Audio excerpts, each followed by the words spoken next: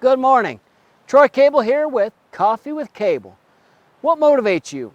What gets you out of bed and excited about the day? Where do you get your motivational drive from? How do we as individuals get motivated? You see, most people don't realize that when you get down to the fundamentals of what drives us as individuals, it's either two things: a worldly motivation or a driven spirit from God that motivates us as individuals.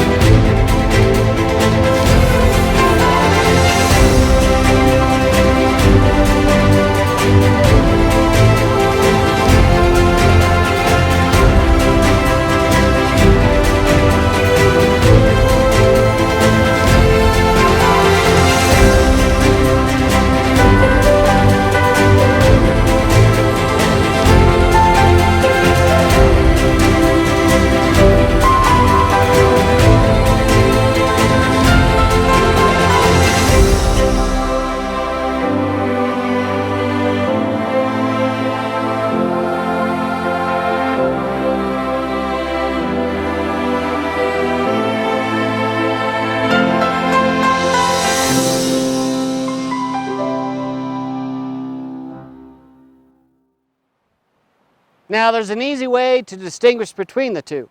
The first, we'll call it the worldly driven motivation. It is always about oneself and self-seeking, whereas the motivation from Christ, on the other hand, is always driven by a deep commitment for one another. It is a selfless motivation created by a deep commitment to others, which means that it always seeks the best welfare for individuals. And in contrast to the worldly motives, godly motivation builds connections and deepens relationships with others because of its generous, open-handed invitation.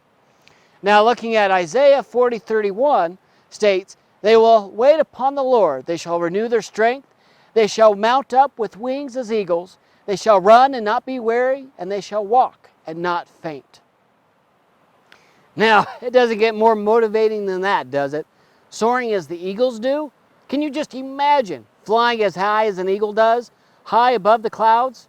That kind of motivation only comes from God Himself, the one that created you and created all of this wonderful splendor for us to enjoy. Now, if you want to get motivated about life and set a course of action, how about you just ask the one that created you? He created you for a purpose. And what else could be more inspiring than that? That God, the one that created the universe, also created you with a purpose? So let's take a moment, if you will. If you could sit down with God Himself and have a cup of coffee, just as you do with a best friend, what questions would you ask Him? Wow!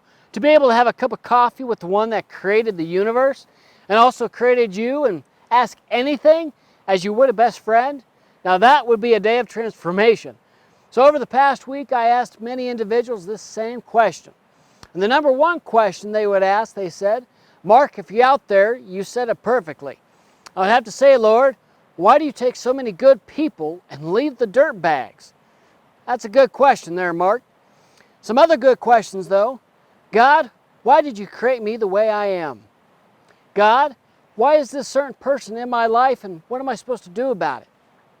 God, I'm lacking wisdom and understanding and strength in this area. What am I supposed to do?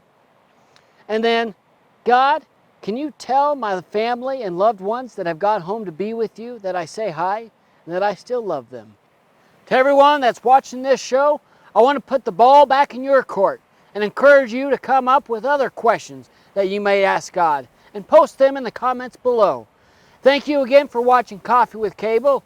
And if you haven't already subscribed, well, why not? It's free. The button's right below. We'll see you next week.